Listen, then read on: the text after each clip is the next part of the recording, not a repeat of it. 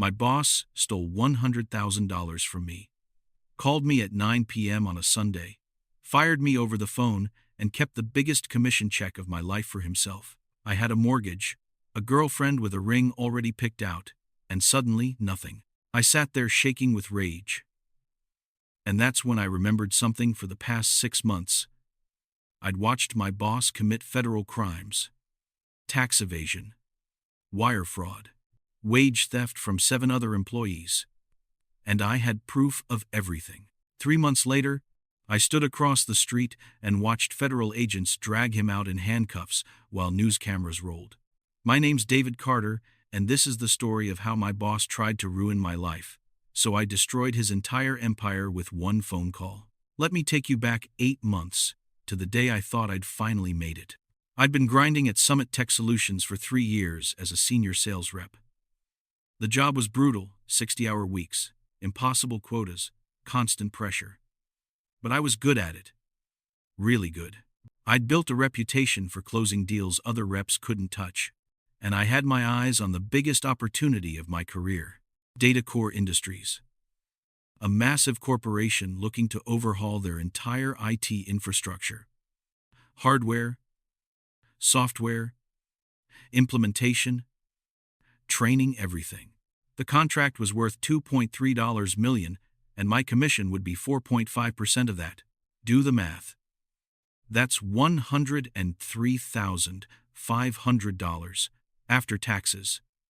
About 70 grand. Life-changing money. My boss, Richard Brennan, was the kind of guy who looked successful. Expensive suits, luxury car, always bragging about his investment properties and his boat. He'd started Summit Tech 15 years ago and built it into a mid-sized company with about 50 employees. On the surface, everything looked legitimate, but Richard had a dark side. He'd berate employees in front of others, play favorites, and had a history of screwing people out of bonuses and commissions. 3 top performers had quit in the past 2 years, all complaining about being cheated out of money they'd earned. But they never had proof, and Richard always had some clause or technicality to justify keeping their money. I should have paid attention to that pattern. But when you're chasing a 6-figure commission, you convince yourself, this time will be different. I worked the DataCore deal for 8 solid months. Weekly calls with their VP of Technology, presentations to their board, countless proposal revisions, negotiations on pricing and service terms. I lived and breathed that deal, sacrificing evenings and weekends, putting every other opportunity on the back burner. Richard knew about it. He'd ask for updates, tell me to keep pushing, remind me that landing DataCore would be huge for the company. But he never helped, never offered support, just kept the pressure on while I did all the work. September came, and DataCore's VP called with the news. David, we're moving forward with Summit Tech. Congratulations, you earned this. I jumped out of my chair. My colleague Marcus, who sat next to me, heard me whooping and came over to shake my hand. Dude, that commission is going to be insane. Other reps came over, congratulating me, asking how I'd pulled it off. For about 10 minutes, I was the hero of the sales floor. Then Richard called me into his office. His expression was neutral, which should have been my first warning. Richard was never neutral when good things happened. Hell of a deal, he said. Commission will be processed with the October 15th payroll. That's 3 weeks away. Once their payment clears. That made sense. They needed to actually receive payment before paying me. I didn't think twice about it. I took my girlfriend Emily out to dinner that night at a nice restaurant we normally couldn't afford. I told her about the deal, about the commission, about how everything was finally coming together. She cried. She was so happy. We talked about buying a house, getting married, maybe taking a real vacation for the first time in years. I'm so proud of you, she said, squeezing my hand across the table. You worked so hard for this. I believed it was real. I believed I'd finally caught my break. Those 3 weeks crawled by. I tied up loose ends with DataCore, started onboarding them as a client, and planned what I'd do with the money. Other reps treated me differently, some with respect, some with jealousy. Richard barely acknowledged me, but I figured that was just his way. Then Sunday, October 14th, the day before payday, my phone rang at 9 p.m. Richard's name on the screen. "David, we need to talk about your employment status." My stomach dropped. "My what?" "Your position at Summit Tech is being eliminated, effective immediately. We're restructuring the sales department." I stood up, my heart pounding. "What? Richard, I just closed the biggest deal of the year." "What are you talking about?" "The decision has been made. You'll receive 2 weeks severance and your accrued PTO. Return your company laptop and access badge tomorrow." "What about my commission?" "Datacor's payment cleared 3 days ago." Silence. Then, "Commission is only paid to active employees. Since you're no longer employed as of today, you're not eligible." The world tilted. "You're firing me the day before I'm supposed to get paid? That's not legal. My commission agreement says payments are at management's discretion for employees in good standing. You're no longer an employee. This is final, David. Don't make this difficult. This is theft. I earned that money. Consult with an attorney if you feel that's necessary. Have the laptop and badge at reception by noon tomorrow." He hung up. I stood there, phone in my hand, shaking with rage and disbelief. Emily was staring at me, her face pale. "David, what happened?" "He fired me. The day before payday. He's keeping my commission." I pulled up my commission agreement, reading through it with trembling hands. There it was, the clause Richard had mentioned. Commissions paid to active employees in good standing at management's discretion. Standard language I'd never questioned.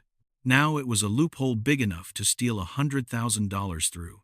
That night, I couldn't sleep. I lay in bed at 3 a.m., running through options. That would take years and cost money I didn't have. File a complaint? Who would care about one commission dispute? Go to the media?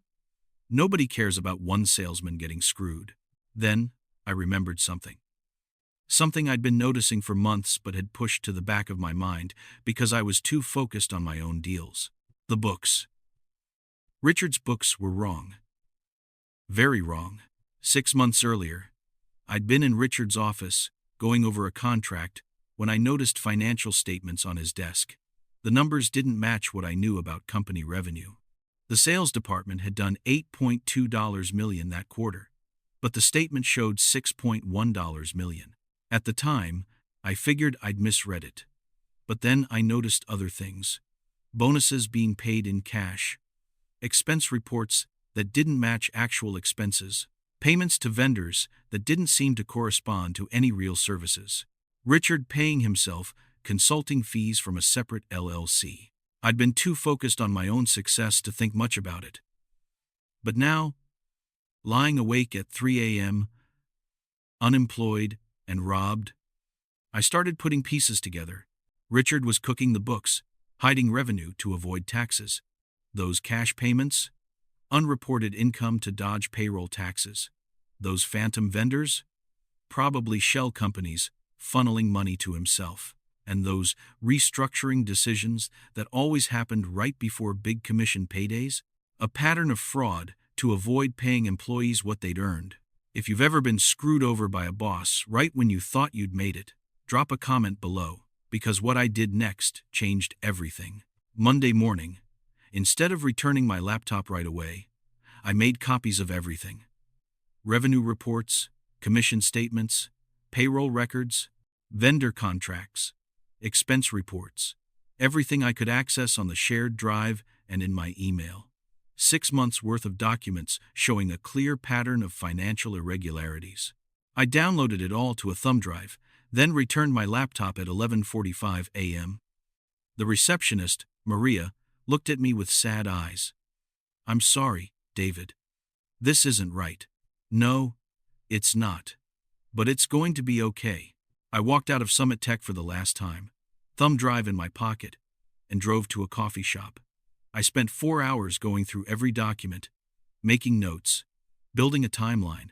The evidence was overwhelming.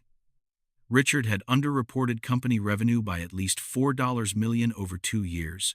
He'd created 3 shell companies that existed only on paper, billing Summit Tech for consulting services that never happened, just ways to funnel money to himself without paying taxes. He'd paid dozens of bonuses in cash to avoid payroll taxes. He'd misclassified employees as contractors to avoid insurance and benefits costs. And he'd fired at least 7 employees right before major commission payouts over the past 3 years, keeping an estimated $400,000 that should have been paid out. My $100,000 was just the latest theft in a long line. Tuesday morning, I called the IRS whistleblower hotline. I spent an hour explaining everything, offering documentation. The agent asked me to submit it through their online portal and said an investigator would be in touch. Then I called the Department of Labor's Wage and Hour Division and filed a complaint about the unpaid commission and the pattern of wage theft. They opened a case immediately. Finally, I called an employment attorney named Jennifer Kowalski. She listened to my story and said the words I needed to hear. You have a very strong case. Not just for the commission, but for a pattern of wage theft.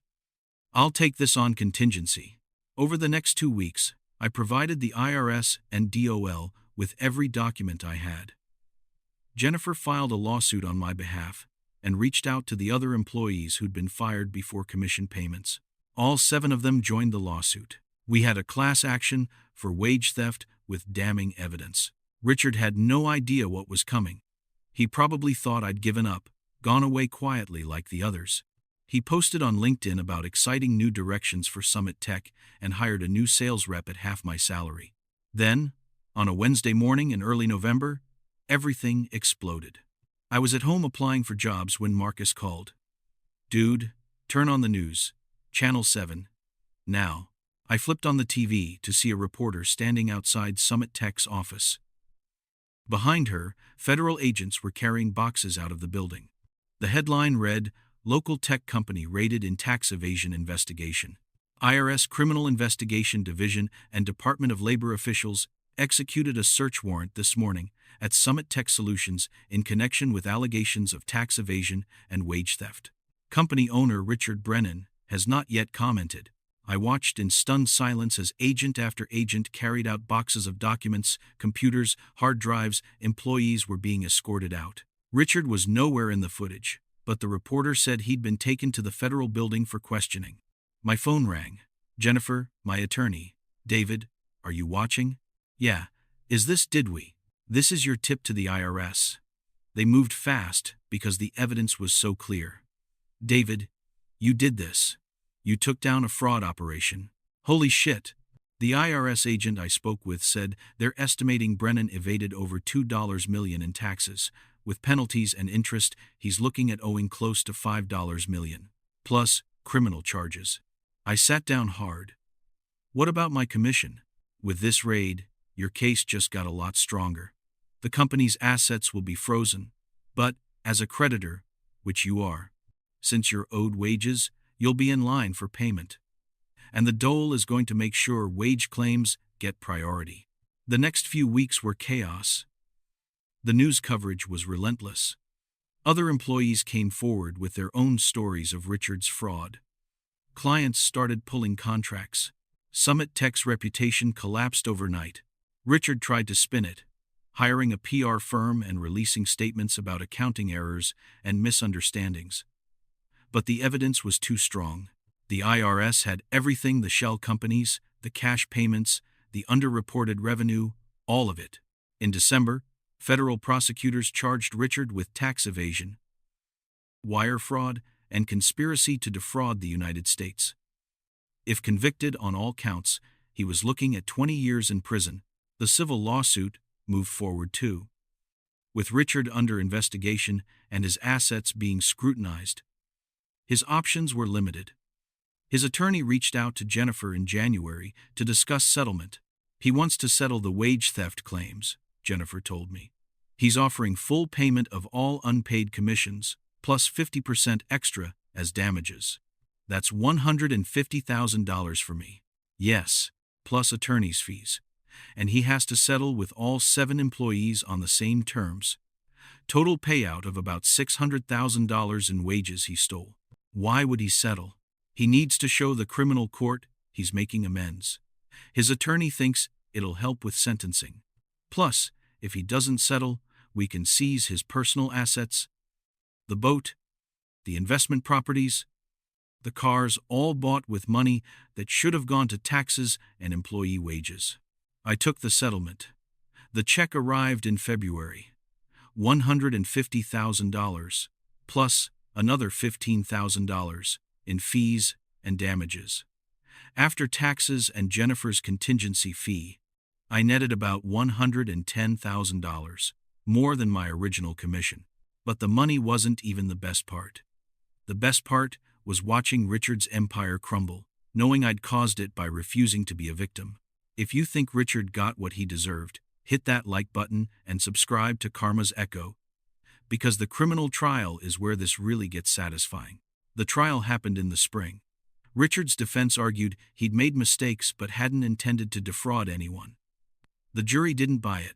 They convicted him on all counts: 4 counts of tax evasion, 3 counts of wire fraud, 1 count of conspiracy. The judge sentenced him to 8 years in federal prison and ordered him to pay $5.2 million in restitution to the IRS, plus another $800,000 in penalties. His personal assets were seized: the boat, the luxury cars, 3 investment properties, everything. The government sold it all to recover what he owed. Summit Tech Solutions shut down completely. Without Richard, and with its reputation destroyed, there was nothing left. The remaining employees found jobs elsewhere. Marcus ended up at a competitor making more money than he ever made at Summit Tech. As for me, the publicity from the case actually helped my career. Other companies saw me as the guy who stood up to corruption, who had the integrity to blow the whistle, even when it cost me. I had 6 job offers within a month. I took a position at a Fortune 500 tech company with a real HR department, transparent compensation, and a boss who doesn't commit federal crimes. My base salary was higher than what I made at Summit Tech, and my commission structure was actually in writing with no sketchy loopholes. Emily and I got married in June. We used part of the settlement money for the wedding and put the rest toward a house. At the reception, Marcus gave a toast that ended with, "Here's to David," who proved that sometimes the best revenge is just letting criminals hang themselves with their own rope. I kept tabs on Richard through the news. He served his time at a minimum security federal prison, got released after 6 years for good behavior. Last I heard, he was working as a phone sales rep at a car dealership, living in a tiny apartment, still paying off his restitution at $500 a month. It'll take him the rest of his life to pay back what he stole. But there's more to this story, because the impact went way beyond just me and Richard.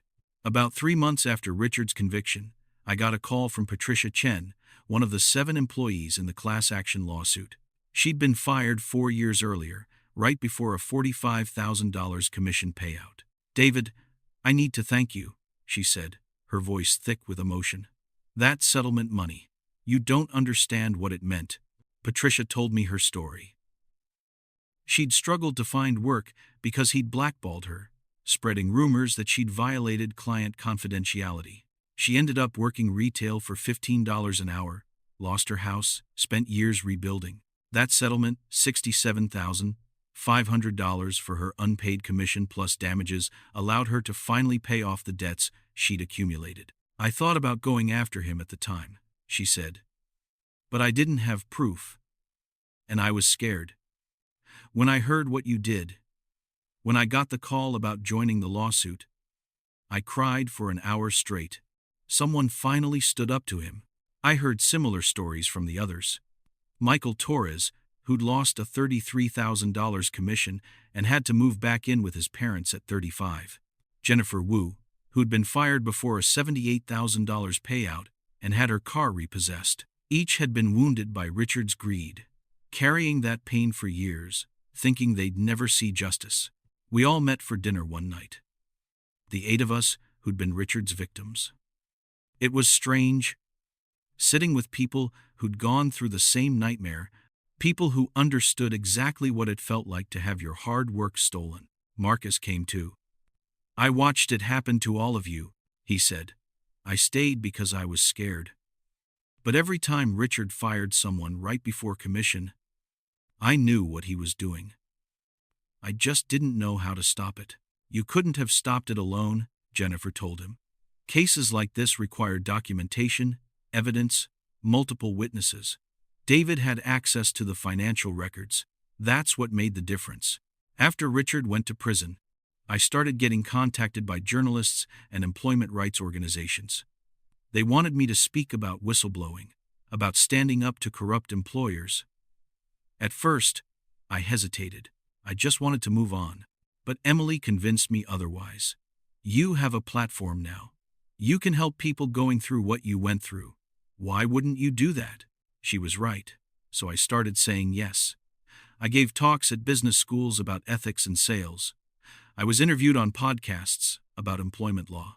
I wrote articles about recognizing the warning signs of a corrupt workplace. The response was overwhelming. I got emails from people all over the country sharing their own stories of wage theft and employer fraud. Some were in the middle of their own battles. Some had given up years ago and were inspired to try again. Some were just realizing they were being victimized. I created a detailed guide about documenting workplace fraud, what evidence matters, which agencies to contact, how to find an attorney.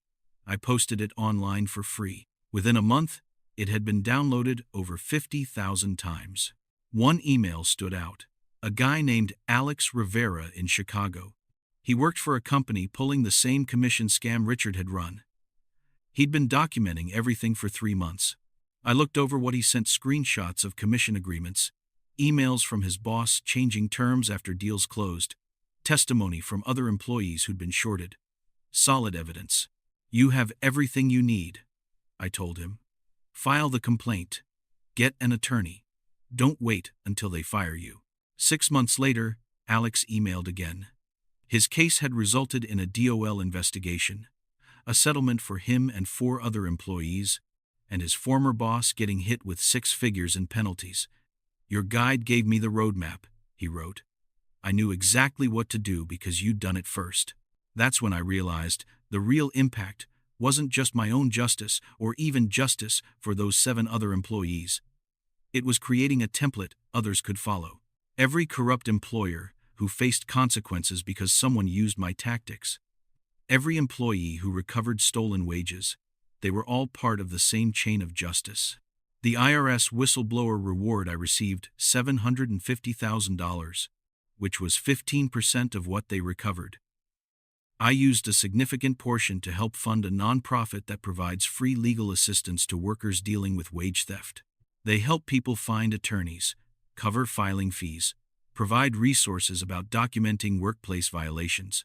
Emily and I attended the nonprofit's first anniversary celebration last year. There were dozens of workers there who'd successfully recovered stolen wages with the organization's help. One was a construction worker paid under the table and fired without his final week's wages. Another was a restaurant server whose boss had been skimming tips for years. Each had their own story of being exploited, fighting back, and winning. Looking back, getting fired the day before my big commission was the best thing that could have happened. Not because I wanted to lose the money, I was devastated, but because it showed me who Richard really was and gave me the motivation to do something about it. If he'd paid me that commission, I probably would have kept working there, ignoring the red flags, letting his fraud continue. I would have been complicit through silence. Instead, I became a whistleblower, helped bring down a criminal operation, and recovered money for people who thought they'd never see justice. People ask if I feel bad about what happened to Richard, about the prison time and financial ruin. I don't. Not even a little. He made his choices. He chose to steal from his employees, to evade taxes, to build his lifestyle on fraud. I just made sure he faced the consequences. There's this weird myth that you can't fight back against a corrupt boss, that the little guy always loses. But that's not true. You can fight back. You can win. You just need evidence, patience, and the willingness to see it through. Every document you copy, every email you save, every inconsistency you note, it all matters. The IRS and Department of Labor exist precisely to handle situations like mine. They have resources, authority, and motivation to go after people who steal from their employees and the government. You just have to make the call. So if you're dealing with a corrupt employer right now, document everything. Save every email. Record every conversation where it's legal. Build your case. And when you have enough evidence, make the call. Report them to the IRS, the DOL, whoever has jurisdiction. Don't suffer in silence. Don't let them get away with it. Fight back. Because sometimes karma needs a little push. And when it catches up to people like Richard Brennan, watching it unfold is worth everything. My name is David Carter. I'm the salesman who got fired before his $100,000 payday. But I'm also the whistleblower who sent a corrupt boss to federal prison, recovered $600,000 in stolen wages for 8 employees, and helped create a system that's helped hundreds more fight back against wage theft. That phone call on Sunday night when Richard fired me, he thought he was stealing from me and getting away with it. Instead, he handed me the motivation to destroy everything he'd built through decades of fraud. Richard lost his company, lost his freedom for 6 years, lost every asset he'd accumulated, lost his reputation, lost his family. His wife divorced him while he was in prison, all because he was too greedy to pay one commission check to one employee. Justice sounds like federal agents carrying boxes out of your former employer's office. It sounds like a jury saying, guilty on all counts. It sounds like a judge handing down an 8-year sentence. And it sounds like 7 other victims thanking you for giving them their lives back. That's my story. That's how I went from losing the biggest commission of my career to becoming a federal whistleblower who helped recover millions in stolen wages and evaded taxes. And I'd do it again in a heartbeat. Because some principles are worth more than money. And some victories are worth more than any commission check. Richard Brennan thought he could steal from me and face no consequences. He was wrong. And that mistake cost him absolutely everything.